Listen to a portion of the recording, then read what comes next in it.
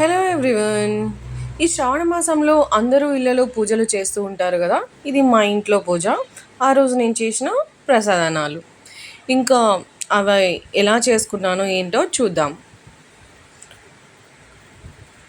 ముందుగా నేను పూర్ణం బూరెల కోసము 1 కప్పు బియ్యము, 1 కప్పు మినప్పప్పు నేను రాత్రే నానబెట్టుకున్నానండి. ఒక 4 గంటలు నానినా సరిపోతుంది. ముందుగా మిక్సీ జార్లో తీసుకున్న బియ్యంని వేస్తున్నాను. బాగా మెత్తగా గ్రైండ్ చేయాలి. దీన్ని ఒక బౌల్లోకి తీసుకుందాము. దీనికి ఎంత బియ్యం తీసుకుంటామో అంతే మినప్పప్పు తీసుకోవాలండి. అప్పుడే మనకి పూర్ణాల పైన కోటింగ్ అనేది మంచిగా వస్తుంది. ఇప్పుడు మినపప్పు తీసుకుందాం జార్లోకి.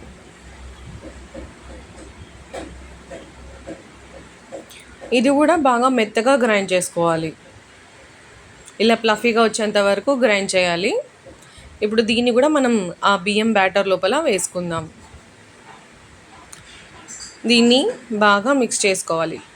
కొంచెం 1 స్పూన్ సాల్ట్ వేసుకొని మంచిగా మిక్స్ చేసుకుందాం. ఇప్పుడు మనకి పూర్ణాల కోసము పచ్చిశనగపప్పుని ఒక 4 గంటలు నానబెట్టుకొని మెత్తగా ఉడికేంత వరకు 3 విజిల్స్ రానిచ్చాను కుక్కర్లో పెట్టి. ఇలా ఉడికించుకున్న తర్వాత దీన్ని కొద్దిగా మిక్సీ జార్లో వేసుకుంటూ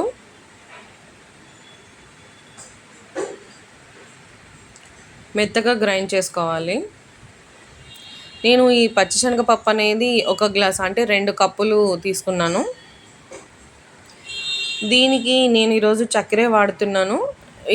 నేను తీసుకున్న దానికి 1.5 కప్పు చక్కెర తీసుకుంటున్నాను. నేను కొంచెం స్వీట్ తగ్గించే వేస్తానండి. కావాలంటే గ్లాస్కి గ్లాసు షుగర్ వేసుకోవచ్చు. నేను ఒక పావు భాగం తగ్గించాను. ఈ మిక్సీ జార్లో కొంచెంగా చక్కెర కూడా వేసుకుంటూ గ్రైండ్ చేసుకుంటే మనకి పప్పు అనేది బాగా మెత్తగా త్వరగా మిక్స్ అయిపోతుంది. చక్కెర కూడా మెల్ట్ అవుతుంది, మంచిగా మిక్స్ అవుతుంది. దీన్ని మనము ఒక ప్యాన్లోకి తీసుకుందాం.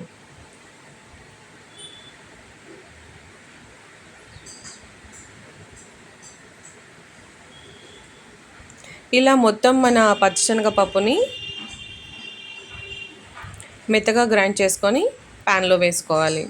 ఇలా తీసుకున్న తర్వాత స్టవ్ ఆన్ చేసుకొని మీడియం ఫ్లేమ్లో మనం ఒక 2 స్పూన్స్ 3 స్పూన్స్ నెయ్యి వేసుకోవాలి.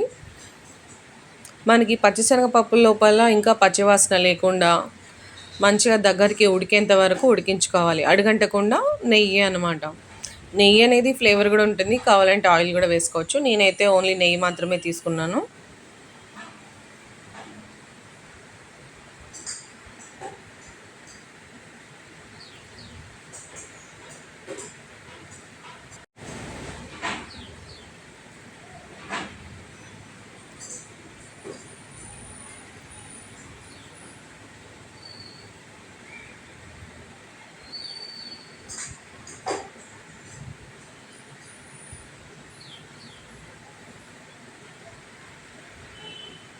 ఇప్పుడు ఇందులో ఒక 4 ఇలాచి తొక్కు తీసుకొని మంచిగా క్రష్ చేసుకొని వేసుకోవాలి.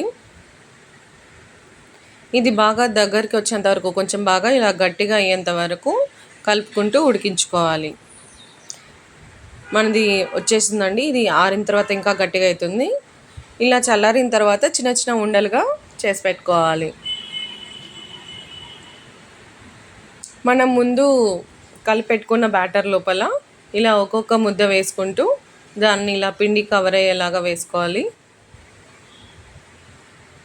మనము ఈ స్పూన్తో వేసుకుంటే ఈజీగా వస్తుంది. ఆ స్పూన్ని ముందుగా మనము వాటర్లో డిప్ చేసి నీట్గా ఉన్న తర్వాత అంటే ఆ వాటర్ తడితో పట్టి ఇలా బ్యాటర్లో ఉండే పిండి తీసుకుంటే మనకి ఆయిల్లో వేయడానికి చాలా ఈజీగా ఉంటుందండి. అది ఊడిపోకుండా పిండి అనేది నీట్గా దానికి పట్టుకొని ఉంటుంది. ఇలా ఒక్కొక్కటిగా వేసుకుంటూ మంచి రంగు వచ్చేంత వరకు ఫ్రై చేసుకోవాలి.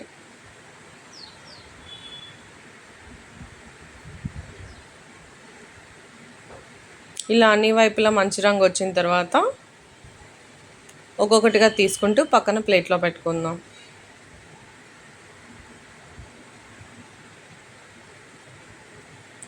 ఇప్పుడు మనము గారెల కోసము నేను 3 కప్స్ మినపప్పు అండి. ఇది కూడా మంచిగా నానబెట్టుకొని కడిగి పెట్టుకున్నాను. ఇలా మిక్సీలో కొంచెం గట్టిగా మెత్తగా రావాలి. అలానే ఎక్కువ వాటర్ పోసుకోకుండా కొంచెం గట్టిగా గ్రైండ్ చేసుకొని ఇలా గిన్నెలోకి తీసుకోవాలి.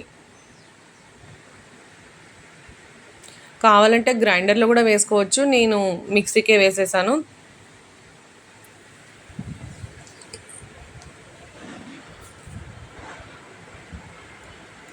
ఇలా మొత్తం పిండి గ్రైండ్ చేసుకున్న తర్వాత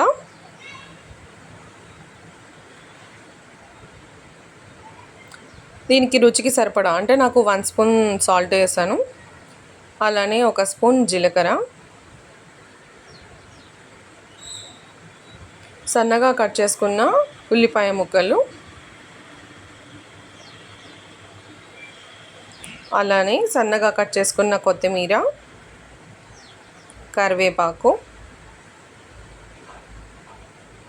పచ్చిమిర్చి ముక్కలు ఇవన్నీ వేసుకొని బాగా మంచిగా మిక్స్ చేసుకోవాలి. మనం మిక్సీలో గ్రైండ్ చేసినప్పుడు మన పిండిని మనము చేతితో తర్వాత కొంచెం ఎక్కువసేపు మిక్స్ చేసుకొని కలుపుతూ ఉండాలండి. అప్పుడే మనకి మన గారెలు వడలు అనేటివి కొంచెం ఫ్లఫీగా వస్తాయి.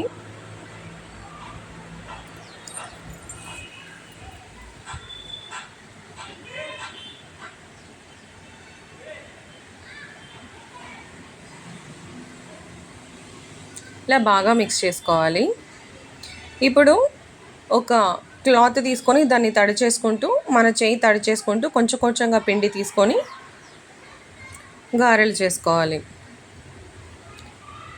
వేసే ముందు కూడా మన చేయి తడి చేసుకుంటే ఈజీగా వేసుకోవచ్చు ఆయిల్ లోపల. ఇలా ఆయిల్ కాగిన తర్వాత ఒక్కొక్కటిగా వేసుకుంటూ ఫ్రై చేసుకోవాలి. ఒకటి ఆయిల్లో వేసి అది పైకి వచ్చిన తర్వాత ఇంకొకటి వేసుకుంటూ ఉంటే ఒకదానికొకటి అంటుకోకుండా నీట్గా వస్తాయండి మన గారెలు.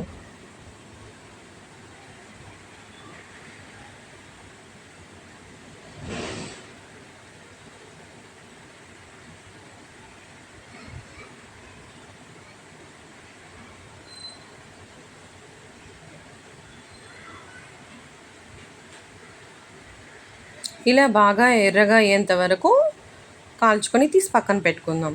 ఇప్పుడు మనం ఒక బాండ్లీ పెట్టుకొని మనము పులిహోర కోసం తిరగమాత వేసుకుంటున్నామండి. 2 టేబుల్ స్పూన్లు ఆయిల్ వేసాను. ఇప్పుడు అందులో పల్లీలు,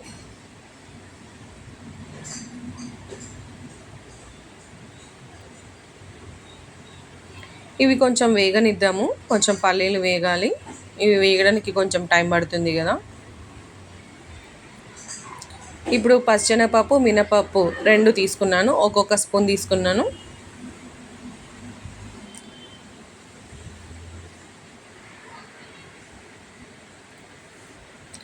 ఇప్పుడు ఇందులో ఆవాలు, జీలకర్ర తీసుకున్నాను. అలానే ఇంగువ, మనకి పులిహోర అంటే ఇంగువ కంపల్సరీగా ఉండాలండి, అప్పుడే మన టేస్ట్ చాలా బాగుంటుంది.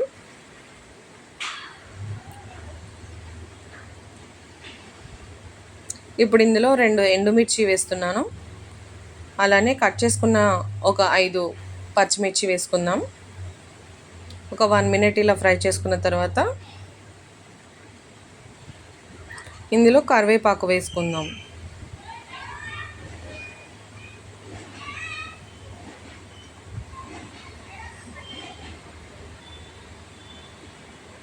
ఇలా మనకి పచ్చిమిర్చి మంచిగా కొంచెం వేగేంత వరకు వేయించుకొని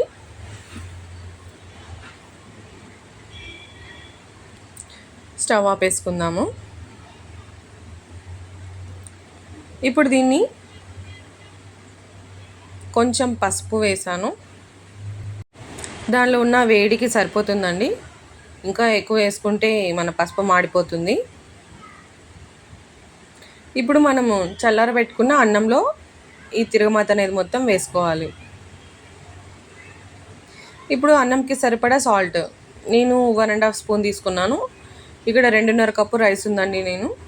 అలానే 1.5 నిమ్మకాయ రసం తీసుకున్నాను. అంటే నేను తీసుకున్న సైజు అవి కొంచెం పెద్దగా ఉన్నాయి, జ్యూస్ ఎక్కువగా వస్తుంది. ఇప్పుడు అన్నం మొత్తాన్ని మంచిగా మిక్స్ చేసుకోవాలి. ఇది పక్కన పెట్టుకుందాం. ఇప్పుడు ఇంకొంచెం అన్నం, నేను 3 కప్స్ అన్నం లోపల సగం పులిహోర, సగం ఇలా దద్దోజనం చేశానండి. మిగిలిన అన్నంలో దానికి సరిపడా ఉప్పు తీసుకున్నాను. దద్దోజనంకి ఎప్పుడు కూడా పాలు ఎక్కువ క్వాంటిటీ తీసుకొని దానిలో కొంచెం పెరుగు వేసుకుంటే చాలా బాగుంటుంది. ఒక 2 అవర్స్ లోపల మనకి ఈ పాలు అనేటివి కూడా పెరుగులా ఫామ్ అయిపోయి దద్దోజనం టేస్ట్ అనేది చాలా బాగా వస్తుంది. ఉత్తగా పెరుగుతో కూడా చేసుకోవచ్చు, కాకపోతే అది అప్పటికప్పుడు తినేదానికైతే బాగుంటుంది. కొంచెం అంటే ఒక పూట అయ్యే కొద్దీ పుల్లగా అవుతుంది కదా, కానీ ఇలా పాలతో చేసుకుంటే మాత్రం చాలా తీయగా చాలా బాగుంటుంది టేస్ట్ అనేది.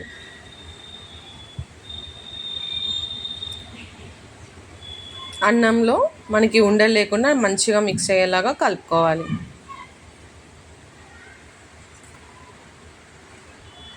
ఇప్పుడు మనం దీనికి పోపు వేసుకుందాం. అది తిరుగుమాత. 1 టేబుల్ స్పూన్ ఆయిల్ వేసుకొని అందులో ఒక 1/2 టీ స్పూన్ పచ్చెనపప్పు, 1/2 టీ స్పూన్ మినపప్పు, 1/2 టీ స్పూన్ మిరియాలు వేసాను. కొంచెం ఆవాలు 1/2 టీ స్పూన్, జీలకర్ర 1/2 టీ స్పూన్ వేసాను.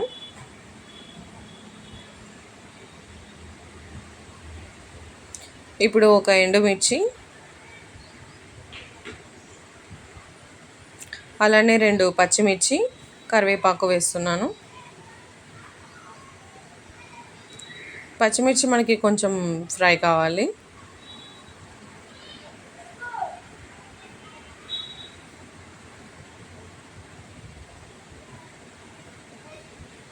ఇప్పుడు ఇందులో నేను అల్లం వెల్లుల్లి పేస్ట్ 1 స్పూన్ తీసుకుంటున్నాను. కావాలంటే ఉత్తగా అల్లం ముక్కలు కూడా వేసుకోవచ్చు.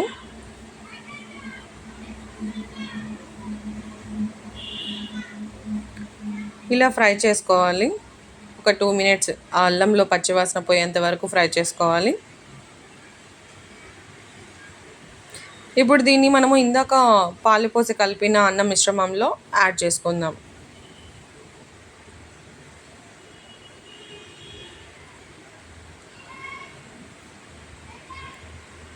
ఇప్పుడు కలిపేసుకుంటే మన దద్దోజనం రెడీ.